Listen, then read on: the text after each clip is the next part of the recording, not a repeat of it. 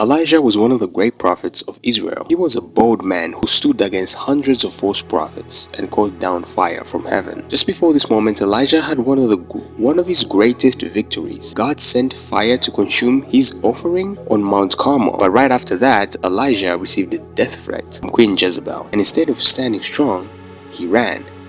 He ran into the wilderness, afraid, exhausted, and deeply discouraged. He had seen God move powerfully, but now he was hiding, feeling completely alone, convinced that his mission had failed. He slept under a tree and prayed one of the most human prayers we all pray sometimes. He said, "Lord, I've had enough.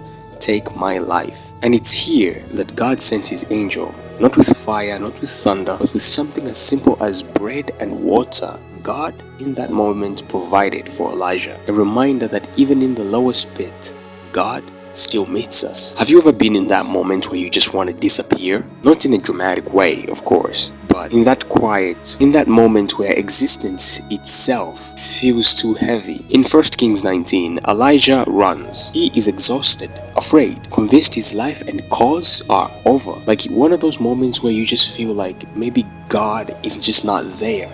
You look up to the heaven and it's just so far away. You say, "God, where are you?" Like, I still believe in you. And that's the reason why I'm feeling like this. It's because I still believe that you are here. So why are you not answering? Why are you not speaking? And it's just quiet. So Elijah hides under a tree and prays that he might die. How many times have you been there saying, "Lord, I've had enough. Why am I here? Why was I born? Why was I this?" Like, those are the thoughts sometimes as human beings we have. But what happens in the midst of this? God sends an angel, not to scorn him, not to make him feel small, but to bring bread and water and say, "Get up and eat, for the journey is too great for you." And how many times has God showed up like that? In the midst of that void, in the midst of that chaos, he feeds you. He shows up. Jireh, he's called Jireh, provider. He shows up and he feeds you and he says, "The journey is long. Eat and get up." The angel's gift isn't a theatrical miracle or whatever. It's a quiet, tender provision, a permission to rest and a reason to keep going. Over the last few days, I sank into a place I thought I'd left behind. A feeling from before I knew Jesus, when I used to wish I could just snap my fingers and simply vanish. But after God provides for Elijah, Elijah is actually led to a mountain. And then on that mountain, God says, "I will pass by you and you will know when I pass by." So the earthquake comes, the wind comes, the fire comes, but God was not in those things. But then Elijah hears a quiet voice, a gentle sound. Other translations of the Bible say a gentle sound. He hears this sound and God was in that sound. So maybe this is where we get to learn that when the enemy speaks in your life, he knows he cannot get near you because you are covered by the blood of the Lamb. So he is far. So that's why his voice is loud. But when God is close, he doesn't need to be loud for no reason and say, "Hey!" So what does he do? He whispers. He's able to whisper because he is close. I found myself in one of those moments where I was complaining to God and I was like, "Lord, where are you? What are you doing with my life? What am I doing here? What is this? What is this? What is that? Where are you, God? Where art thou, Lord? I do not see you. I pray to you, but it all just seems like when I go through something and I take a chance at something, everything just seems to go to just darkness. I just seem to lose." And one thing I love about that moment is God allowed me to complain because he's a gentle father.